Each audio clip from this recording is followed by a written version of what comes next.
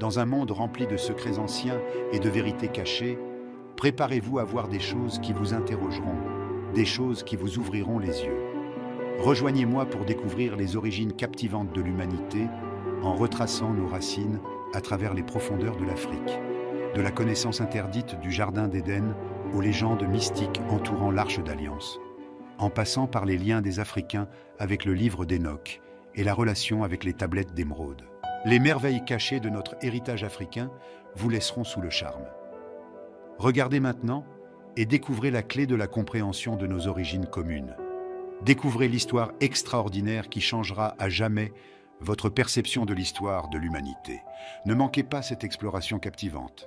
C'est au cœur des Écritures anciennes que se trouve la genèse de notre voyage. Le livre de la Genèse, qui porte bien son nom, commence par un récit qui a captivé l'imagination humaine pendant des millénaires.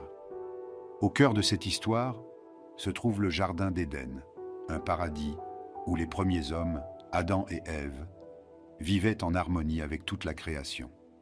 Le récit biblique ne précise pas la situation géographique de l'Éden, mais plusieurs théories avancent que ce paradis aurait pu se trouver en Afrique.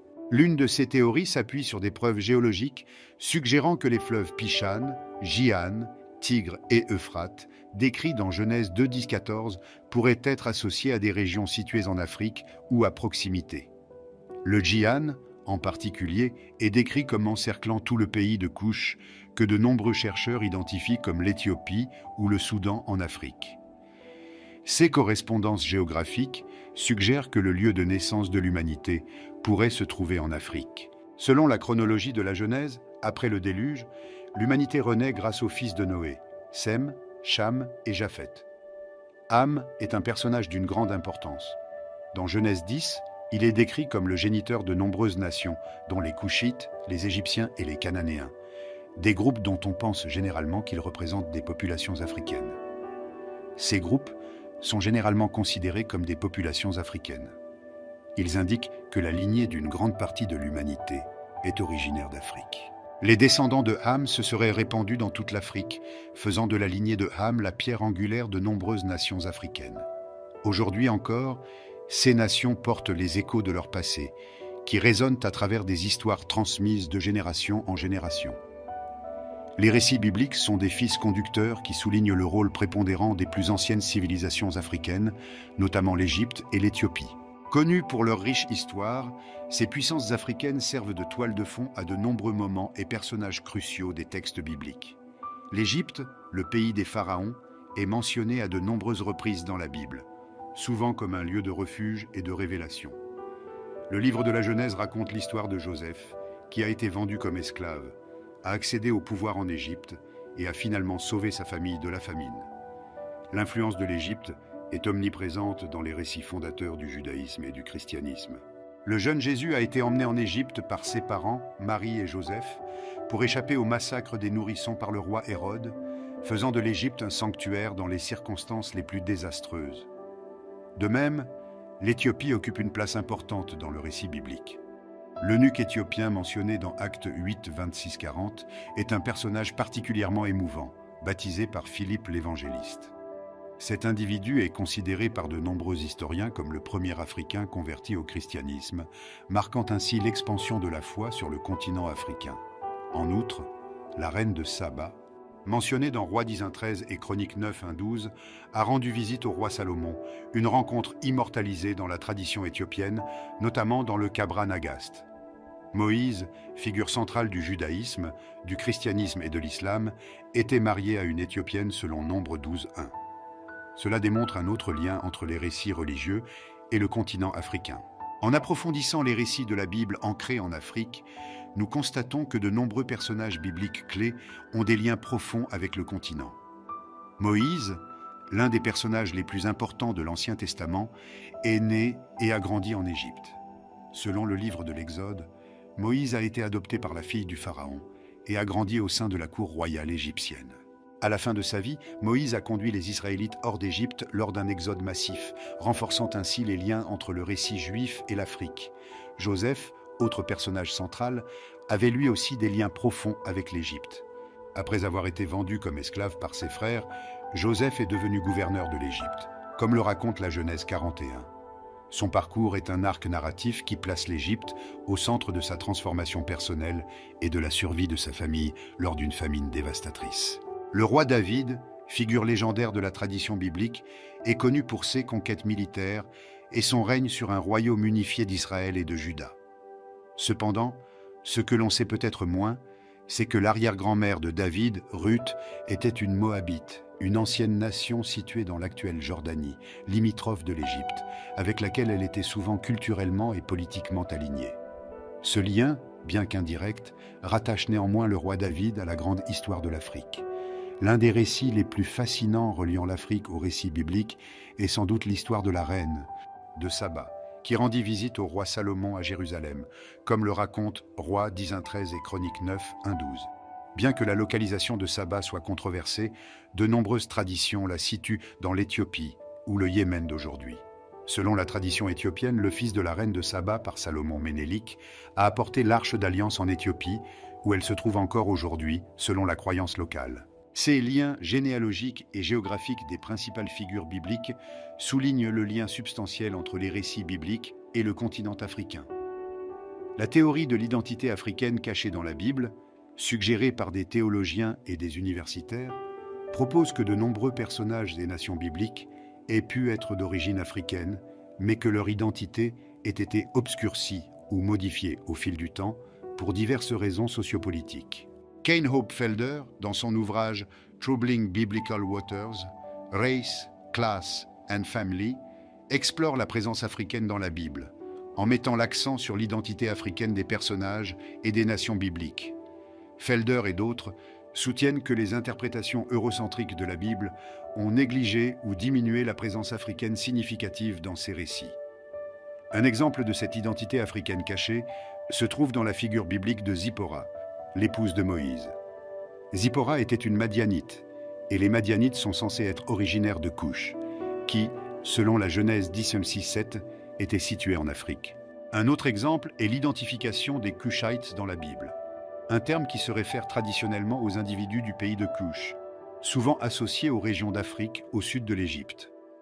En outre, nous nous penchons sur le concept de Cham, le fils de Noé, qui est traditionnellement associé à l'origine des peuples africains. Selon la Genèse 10.6, les fils de Cham étaient Couche, Mizraïm, Pout et Canaan. Mizraïm est souvent identifié à l'Égypte ancienne et Couche est traditionnellement associé aux régions d'Afrique situées au sud de l'Égypte, y compris le Soudan et l'Éthiopie. Cette lignée démontre de manière convaincante les liens profondément enracinés entre l'Afrique et le récit biblique, ainsi que la notion d'identité africaine. Dans la Bible, elle s'étend même à la prophétie biblique. L'Afrique a joué un rôle important dans l'accomplissement de diverses prophéties bibliques, ce qui a renforcé le lien entre le continent et le récit biblique. Par exemple, la prophétie de Genèse 15.13-14, qui prédit l'esclavage des Israélites et leur éventuelle libération, s'est déroulée en Égypte, une nation africaine. En outre, les prophéties des livres d'Ézéchiel et de Daniel font référence à des lieux et à des dirigeants africains, mêlant ainsi l'histoire de l'Afrique au récit prophétique. En découvrant les identités africaines cachées dans la Bible, nous nous rendons compte que les racines de l'histoire biblique sont peut-être plus étroitement liées à l'Afrique qu'on ne le pense traditionnellement, un aspect souvent négligé mais indubitablement important. Les prophéties bibliques ont prédit des événements cruciaux concernant les nations africaines, soulignant ainsi leur importance spirituelle et historique. Examinons de plus près les nations d'Égypte et d'Éthiopie dans les prophéties bibliques. Dans le livre d'Ésaïe, ces deux nations africaines sont fréquemment mentionnées. Ésaïe était un prophète du royaume de Juda, au 8e siècle avant Jésus-Christ, qui aurait prophétisé la montée et la chute de nombreuses nations. Parmi ces prophéties, l'Égypte et l'Éthiopie occupent une place prépondérante, symbolisant l'importance spirituelle de l'Afrique dans ces récits bibliques. Par exemple, dans Ésaïe 19:19-20, le prophète parle d'une époque future où un autel au Seigneur se trouvera au cœur de l'Égypte et un monument au Seigneur à sa frontière. Cette prophétie semble mettre l'accent sur un réveil ou une transformation spirituelle en Égypte. Plus loin, dans Ésaïe 20, le prophète prédit une époque où les Égyptiens et les Éthiopiens seront emmenés en captivité, ce qui indique les changements géopolitiques qui se produiront dans ces régions. Cependant, Ces prophéties sur l'Égypte et l'Éthiopie ne sont pas uniquement axées sur le malheur et la destruction. Par exemple, Ésaïe 18:7 contient une prophétie sur l'Éthiopie dans laquelle Dieu reconnaît les dons que les Éthiopiens lui apportent. Dans Ésaïe 19, 24-25, une prophétie sur la future rédemption de l'Égypte dit « En ce jour-là, Israël sera l'un des trois avec l'Égypte et la Syrie, une bénédiction au milieu du pays, que l'Éternel des armées bénira en disant « Béni soit l'Égypte, mon peuple, et la Syrie, l'œuvre de mes mains, et Israël, mon héritage. » Ces exemples de prophéties concernant l'Afrique, et plus particulièrement l'Égypte et l'Éthiopie, soulignent l'importance spirituelle et le rôle complexe de ces régions dans le grand récit biblique. Ils témoignent du rôle central de l'Afrique dans l'histoire et la prophétie biblique, ce qui renforce l'idée d'un lien profondément enraciné entre l'Afrique et la Bible. Dans le cadre de notre exploration continue du rôle central de l'Afrique dans la Bible, nous allons nous intéresser à des personnages bibliques spécifiques qui ont des liens clairs et directs avec le continent africain.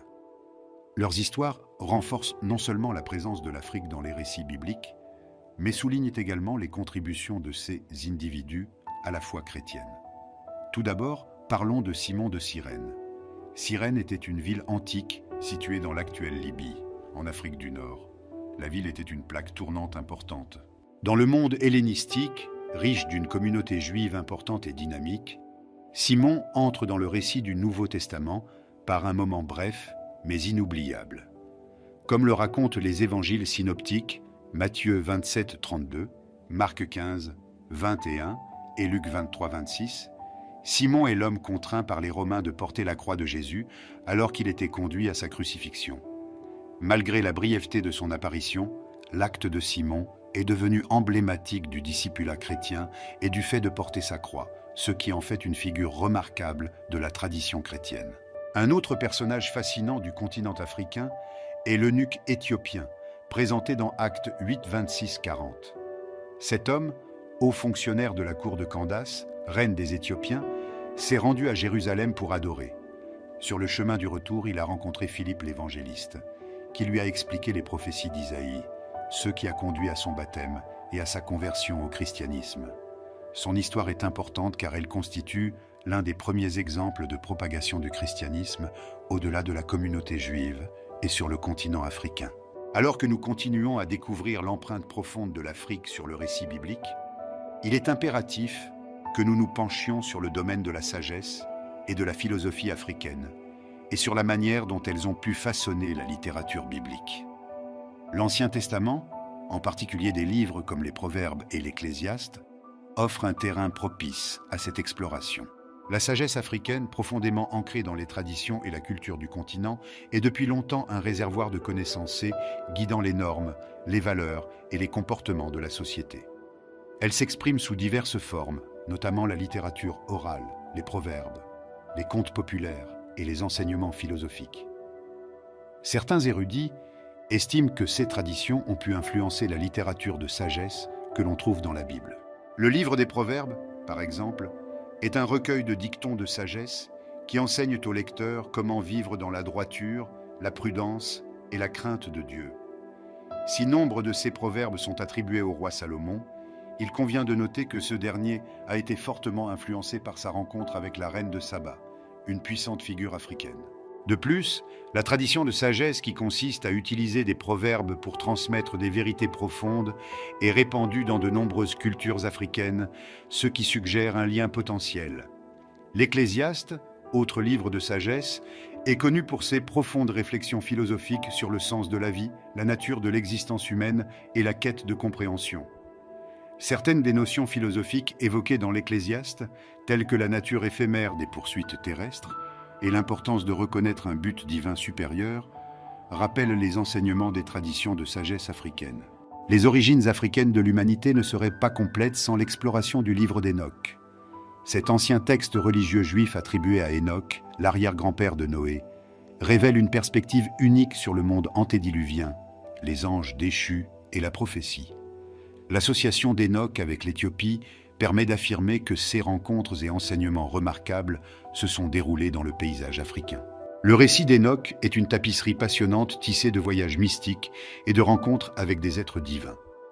Selon le texte, Enoch est emmené dans les cieux, un voyage au cours duquel il reçoit de profondes informations sur le cosmos, les secrets de la création et les jugements divins.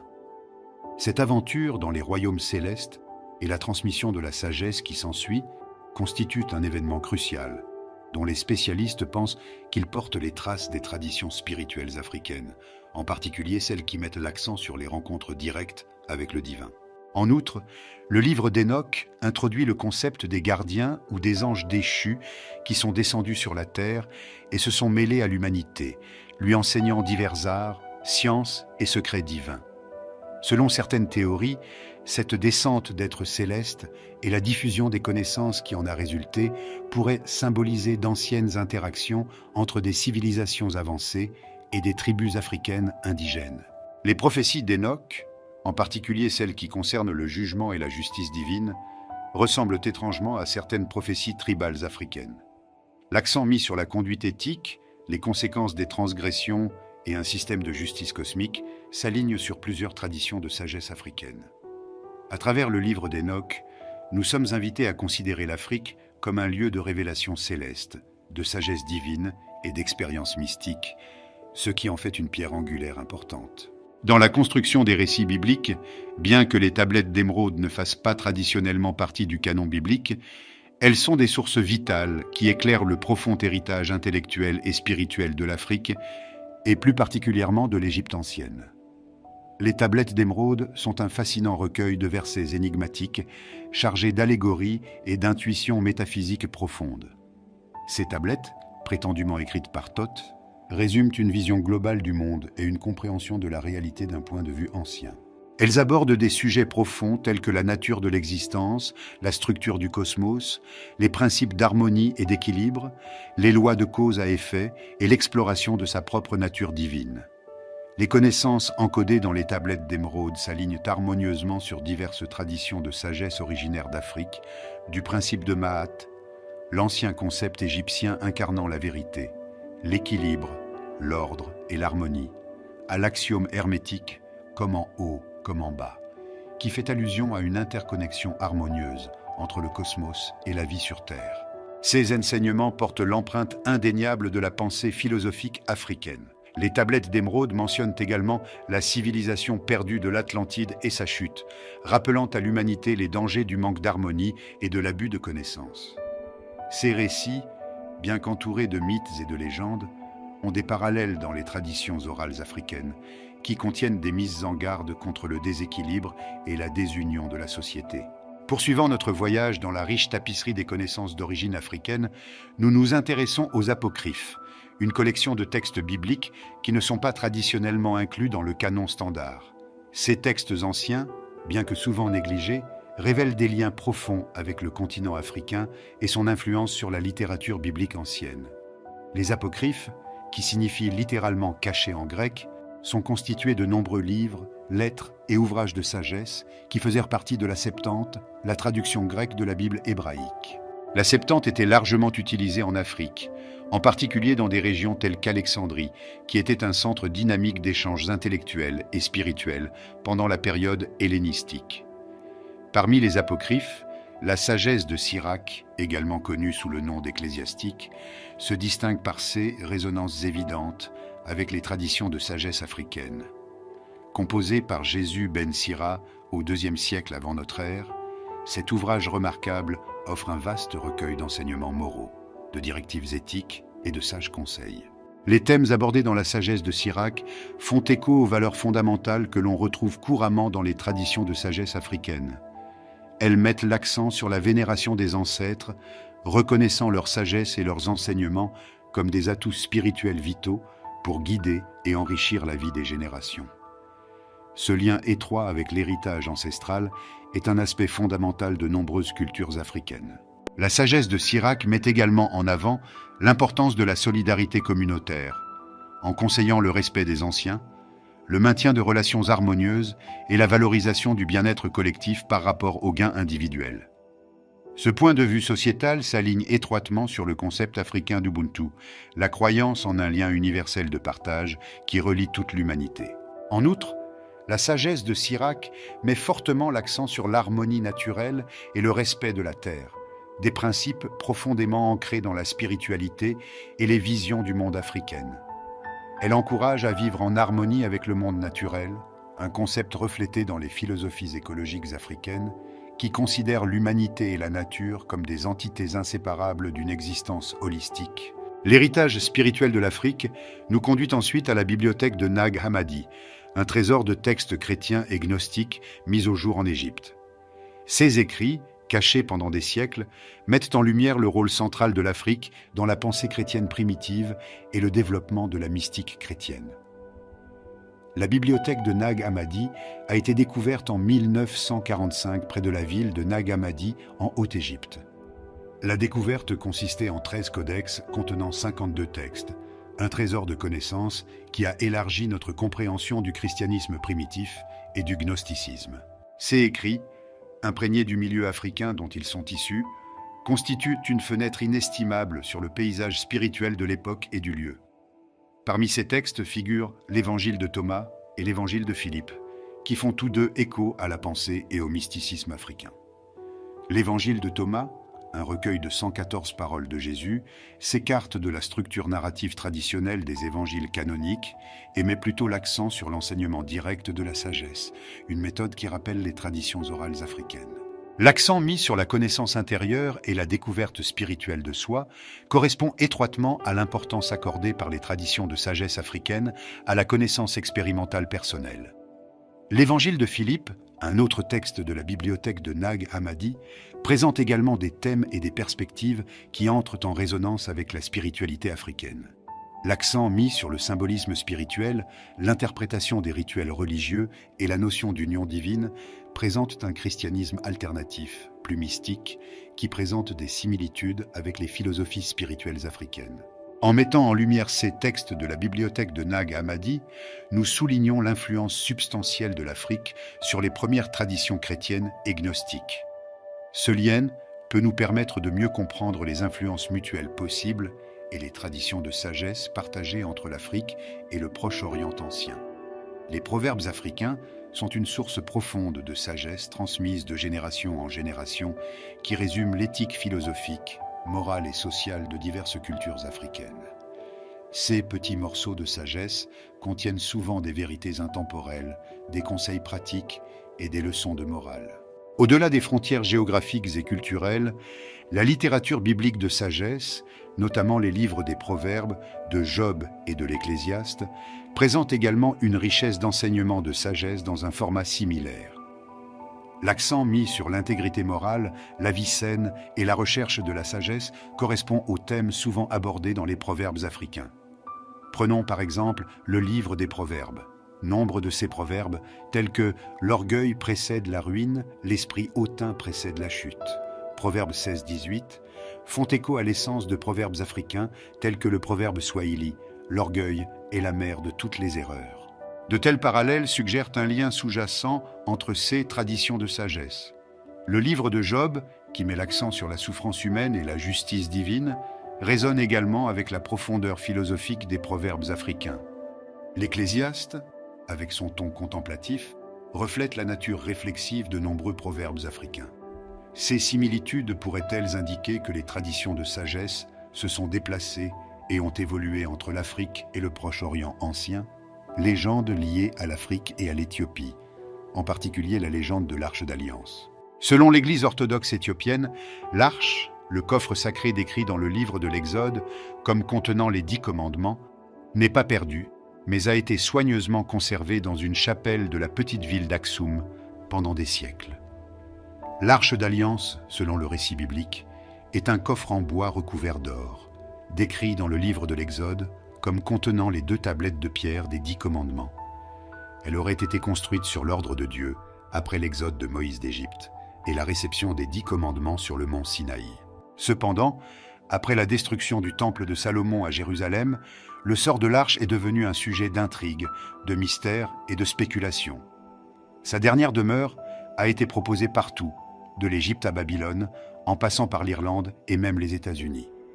Cependant, l'Église orthodoxe éthiopienne affirme depuis longtemps que l'arche a été apportée en Éthiopie par Ménélik Ier, le fils du roi Salomon et de la reine de Saba, et qu'elle y est restée depuis lors. Cette affirmation, bien que difficile à vérifier en raison du secret extrême qui entoure l'arche, est restée un principe central de la croyance orthodoxe éthiopienne et a considérablement influencé l'identité nationale et religieuse de l'Éthiopie. Cela nous amène à l'obélisque d'Aksum, également connu sous le nom d'obélisque d'Aksum. Ce monument datant de 4 siècles, un exemple étonnant de l'architecture aksumite, est un témoignage silencieux de l'histoire ancienne et riche de l'Éthiopie. Il atteint une hauteur de plus de 24 mètres et est sculpté de manière exquise, reflétant la précision et l'habileté de ses auteurs. L'obélisque est également considéré comme l'un des monuments anciens les plus importants d'Afrique subsaharienne, ceux qui soulignent encore la grandeur historique et l'importance culturelle de l'Éthiopie. Le lien entre l'arche et l'obélisque d'Aksum constitue une convergence fascinante entre le mythe, l'histoire et la foi. Si la vérité sur l'emplacement actuel de l'arche reste à jamais entourée de mystères et protégée par la foi, la présence de l'obélisque d'Aksum et son témoignage de l'histoire ancienne de l'Éthiopie restent indéniablement réels et tangibles.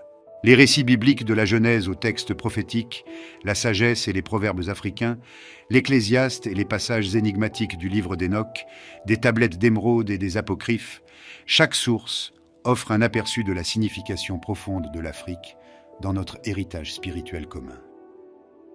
Les récits que nous avons explorés suggèrent que l'Afrique n'était pas seulement un berceau de l'humanité au sens physique du terme, mais aussi un centre central de traditions spirituelles, philosophiques et de sagesse qui se sont répercutées à travers les âges. En effet, l'influence de l'Afrique sur les récits bibliques et la littérature de sagesse est indéniable. Du symbolisme puissant de l'Égypte et de l'Éthiopie à la lignée africaine des principaux personnages bibliques, ces liens soulignent une vérité puissante. Notre compréhension des récits bibliques et des traditions spirituelles est incomplète si nous ne reconnaissons pas la contribution de l'Afrique.